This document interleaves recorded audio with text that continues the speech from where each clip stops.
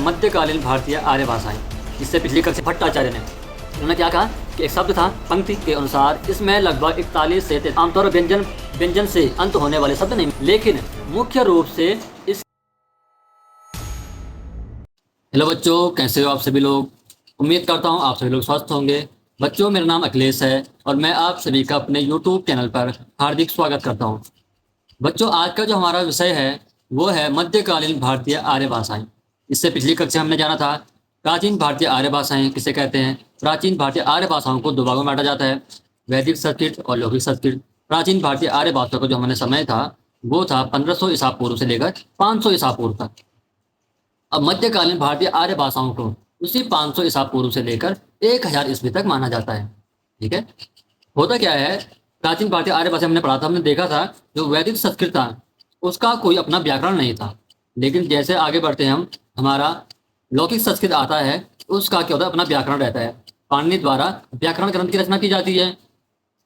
लेकिन होता क्या है कि जनता कभी भी एक जगह पर स्थिर नहीं रुकती है, वो आबाद गति से आगे बढ़ती रहती है। ठीक है, तो भाषा में भी समय के साथ परिवर्तन होता रहता है।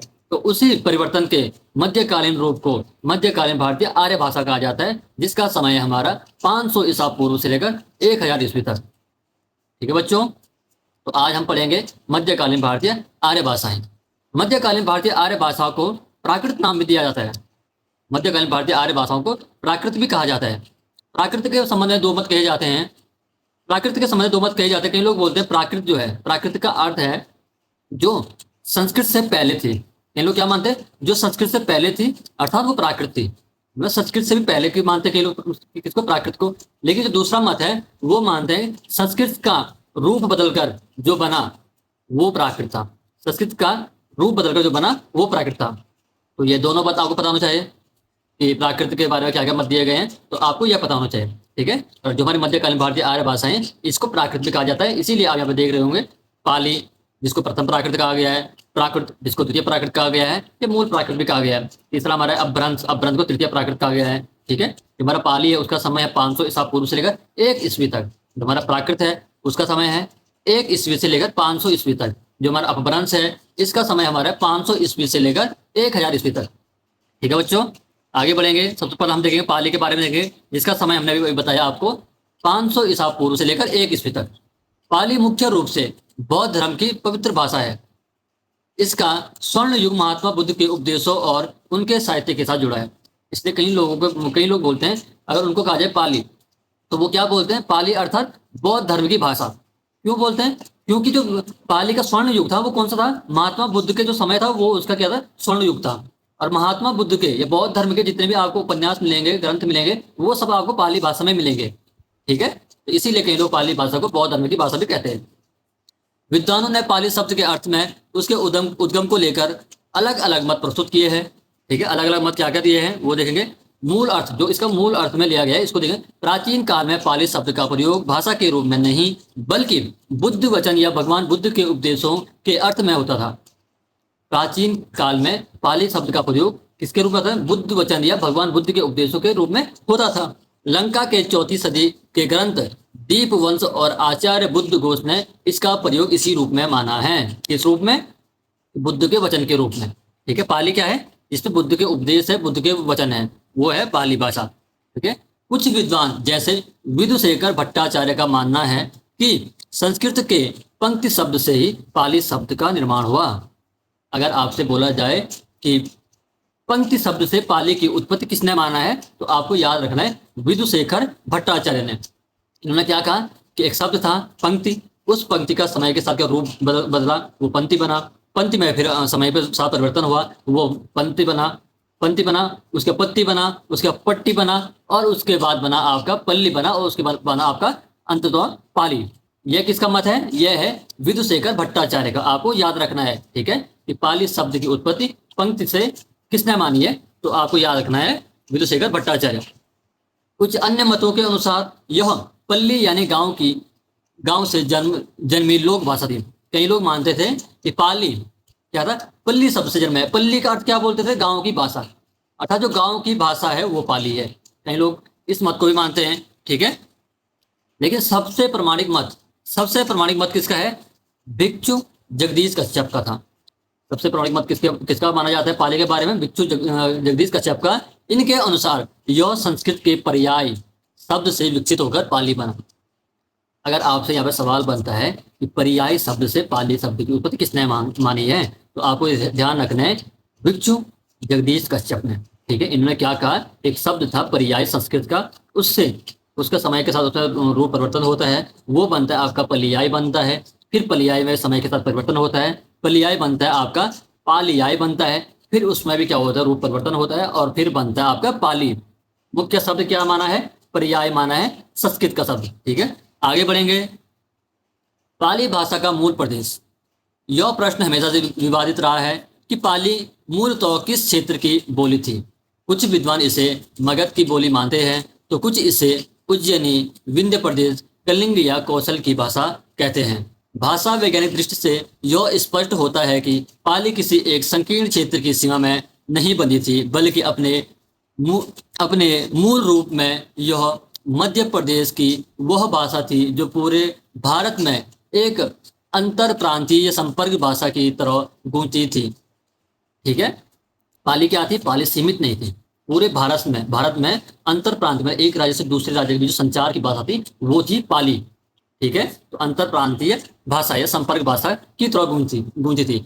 इसमें शोरसैनी और मागधी प्राकृत दोनों के मिले जुले तत्व समाहित थे। इसमें शोरसैनी और मागधी प्राकृत के मिले जुले रूप समाहित थे। पाली साहित्य का संसार। ठीक है, पाली साहित्य का मुख्य मूल केंद्र भगवान बुद्ध के उपदेश और उनका दर्शन है। पाली का मुख्य केंद्र क्या था? भगवान बुद्ध के उपदेश और उनका दर्शन था। ठीक है, इसे पर्याय के अनुसार पिटक और अनुपिटक दो भागों में विभाजित किया गया है। इसे पर्याय के अनुसार पिटक और अनुपिटक दो भागों में विभाजित किया गया है। इसके प्रमुख ग्रंथों में जातक कथाएं, धम्मपद, मिलिंद पद, बुद्ध घोष की अट्टकथा और महावंश जैसे ग्रंथ शामिल हैं, जिनका रचनाकार ईसा पूर्व 5वीं सदी से लेकर आधुनिक काल तक लगभग 2500 वर्ष तक फैला हुआ है। ठीक है, पाली भाषा में हमें क्या क्या देख रहे हो? जातक कथाएं होगी, धम्मपद हो गए आपके, मिलिंद पद, बुद्ध घोष हो गया, अट्टकथाएं, महागत, ये सब मिलते हैं हमें। ठीक है, पाली भाषा में। आगे बढ़ेंगे। पाली भाषा की ध्वनियाँ और व्याकरणिक विशेषताएं। अब इसकी विशेषताएं और इनके व्याकरण के बारे में देखेंगे। संस्कृत की तुलना में पाली में सरलीकरण की प्रविष्टि स्पष्ट रूप से दिखाई देती है। अगर पाली संस्कृत से भी आसान नहीं होती तो फिर जरूरत क्या पड़ती पाली की?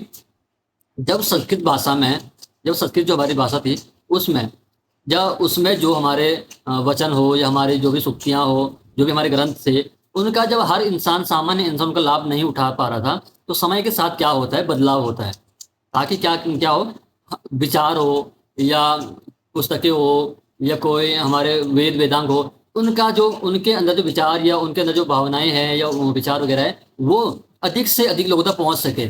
इसके लिए क्या होता है, समय पर क्या होता रहता है? परिवर्तन होता रहता है, चाहे वो भाषा में हो या लिखावट में हो, हर चीज में समय के साथ परिवर्तन होता रहता है।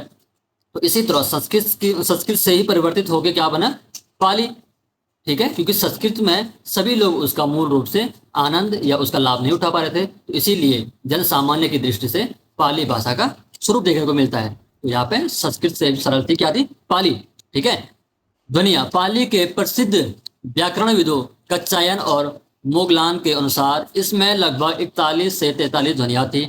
संस्कृत के कई जटिल स्वर जैसे रि, री, री और विसर्ग इसमें समाप्त हो गए थे, तथा तीनों तालव्य स्व, मूर्धन्य स्व और दंत्य स्व के स्थान पर केवल दंत स्व का प्रयोग होता था।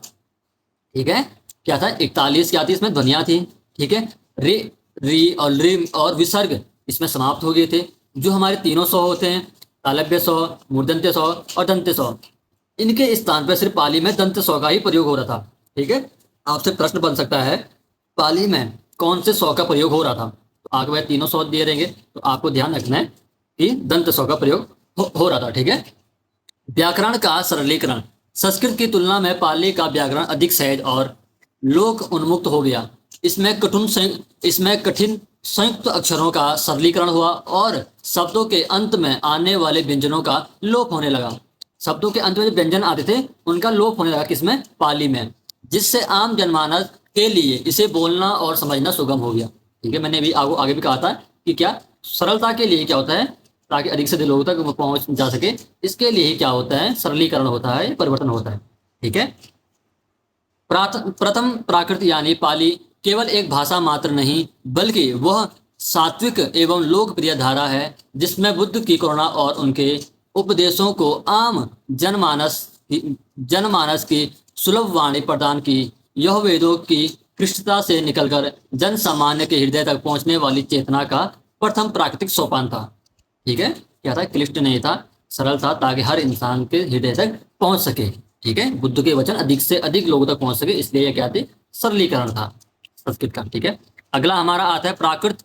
पाली हमारा यहाँ पे हो गया। पाली हमें दो तीन बातें याद रखनी है। ठीक है, इसमें से दंत का प्रयोग हो रहा था। ठीक है, स्वरिक अक्षरों का प्रयोग नहीं हो रहा था इसमें। ठीक है, या क्या था इसमें, शब्द के अंत में क्या था, स्वर आपके नहीं आ रहे थे।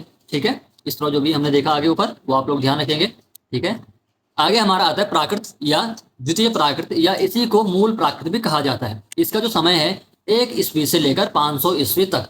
ठीक है, प्राकृत शब्द की उत्पत्ति जब आम बोलचाल की भाषा या आम बोले भाषा जन भाषा को सुधार कर और परिष्कृत करके संस्कृत नाम दिया गया, तो विद्वानों द्वारा संस्कृत से भी भिन्न या कम संस्कृत निष्ठ समझे जाने वाली आम जनता की उस बोलचाल की भाषा को सहज ही प्राकृत कहा गया। यहाँ पे क्या बोलना चाह रहे हैं कि जब आम बोलचाल की भाषा को सुधार कर और परिष्कृत करके संस्कृत नाम दिया गया, तो विद्वान उस संस्कृत से भिन्न या कम संस्कृत निष्ठ, मतलब संस्कृत के जिसमें कम गुण हो उसको आसानी से समझी जा सके, जिससे आसानी से आम मनुष्य समझ सके। ठीक है, तो ऐसे रूप का क्या करता है, ऐसी भाषा का क्या करता है, ऐसी भाषा की खोज करता है या ऐसी भाषा का इन्वेंशन करता है। ठीक है, बोलचाल की भाषा को सहज ही प्राकृत भाषा कहा गया।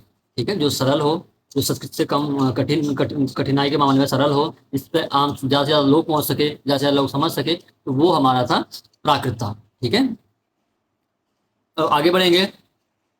देखो, अगर आपसे सवाल या आपको यह बात याद रखनी चाहिए, जो हमारा पाली है उसमें हमारा लिखे गए बौद्ध ग्रंथ उसमें लिखा गया है, लेकिन जो हमारा प्राकृत है उसमें जैन ग्रंथ लिखे गए हैं। ठीक है, ये आपको ध्यान रखना है। प्राकृत के भेद, प्राकृत के अलग अलग धर्म, उपयोग और लेखन पद्धति के आधार पर कई मुख्य भेद किए गए हैं। ठीक है, प्राकृत के अलग अलग धर्म, क्षेत्र, उपयोग और लेखन पद्धति के आधार पर कई भेद किए गए हैं। ठीक है, बहुत सारे भेद किए गए हैं, उनको आपको ध्यान रखना। सौरसैनी प्राकृत हो गया आपका, पेचासी प्राकृत हो गया, महाराष्ट्र प्राकृत हो गया, अर्धमागधी प्राकृत हो गया आपका, मागधी प्राकृत हो गया आपका, केके प्राकृत हो गया आपका, टक प्राकृत हो गया, ब्राह्मण प्राकृत हो गया, और खस प्राकृत और आदि। ये सब है प्राकृत के रूप है आपके। ठीक है, प्राकृत भाषाओं की मुख्य विशेषताएं, प्राकृत भाषा की मुख्य विशेषता में यहाँ से देखेंगे।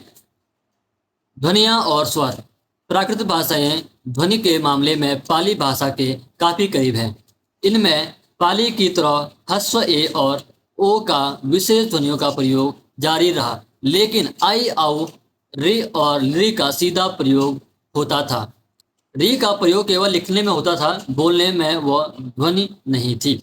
री का प्रयोग सिर्फ क्या होता, लिखने में होता था, बोलने में वो ध्वनि नहीं थी।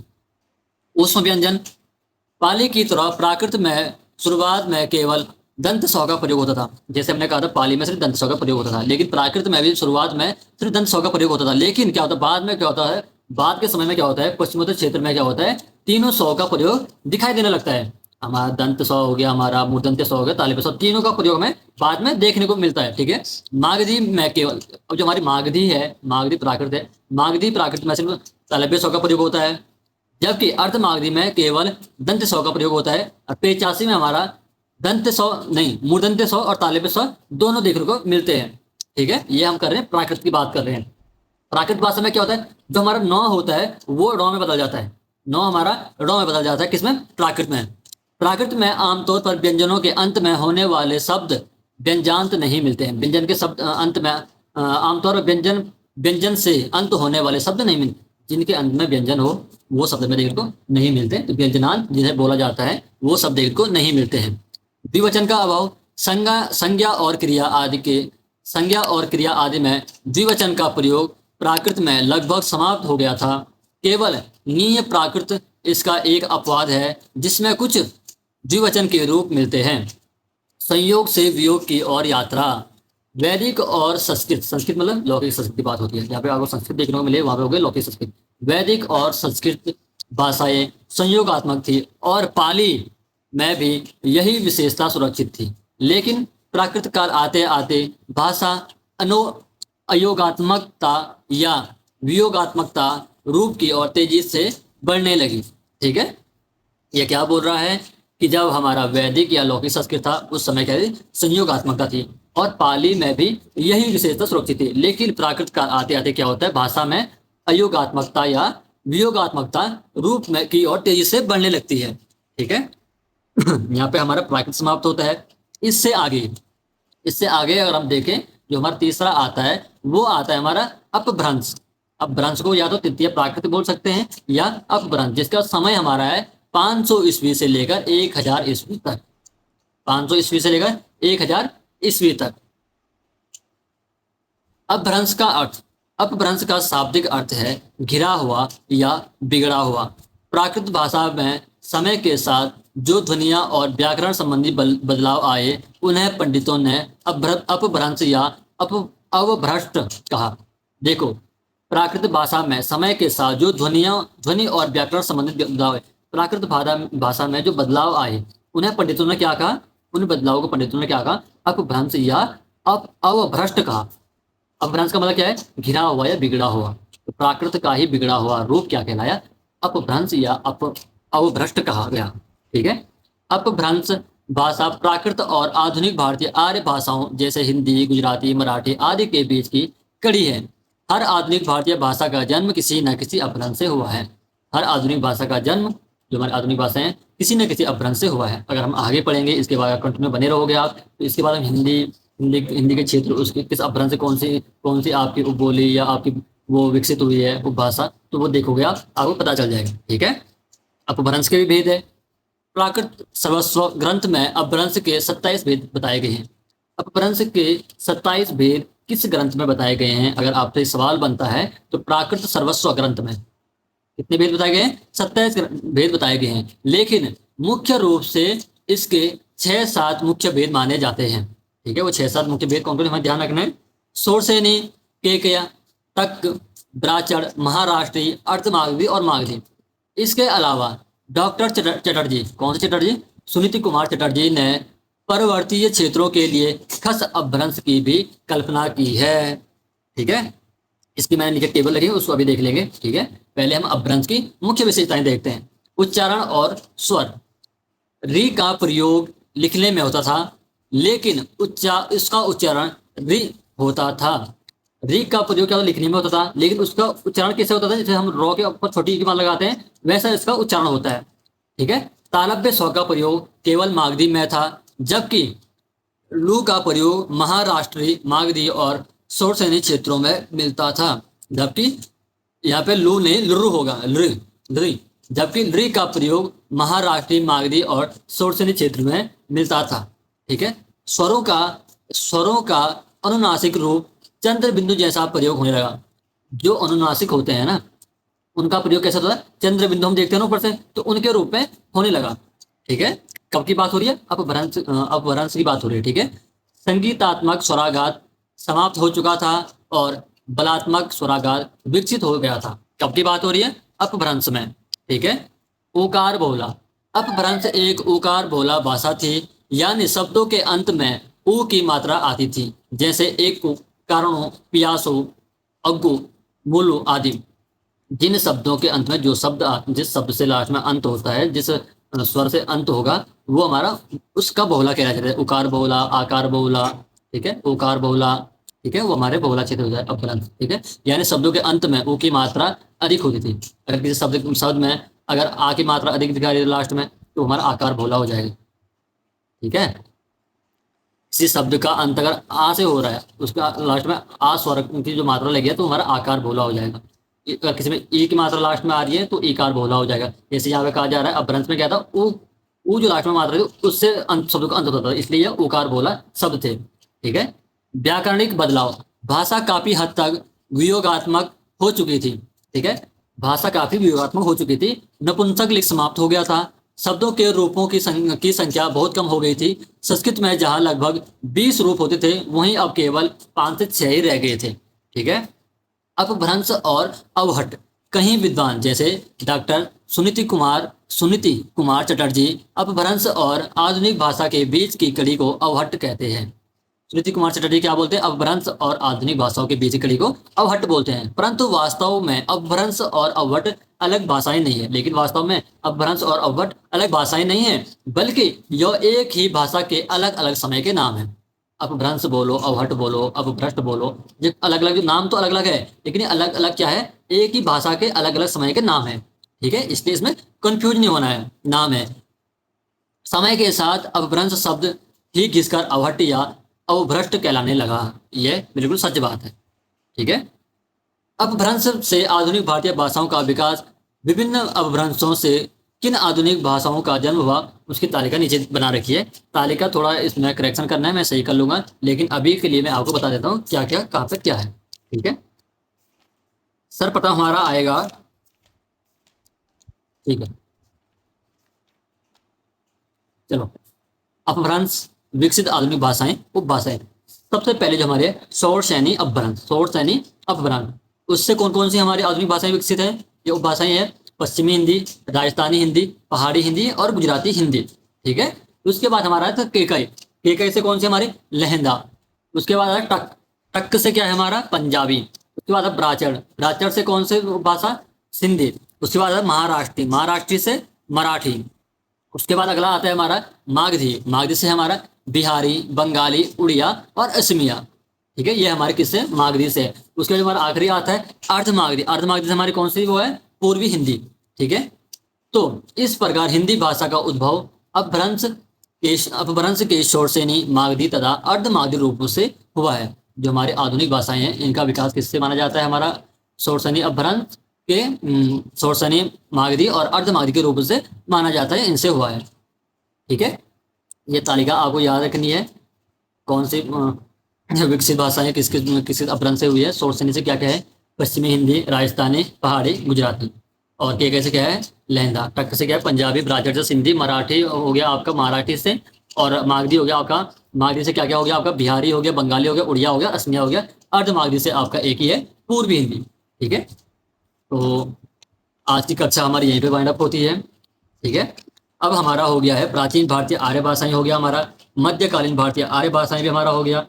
ठीक है। हमारा दो हमारे यहाँ से कंप्लीट हो गए हैं।